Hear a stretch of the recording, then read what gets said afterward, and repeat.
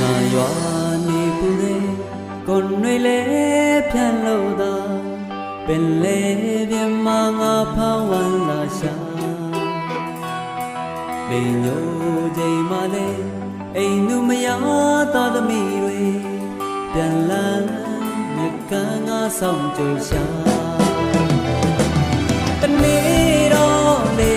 လေမောင်တိုင်းကြီးကြလို့လားဝမ်းနေစရာပင်လေငါဖမ်းတော်တဲ့တို့ရဲ့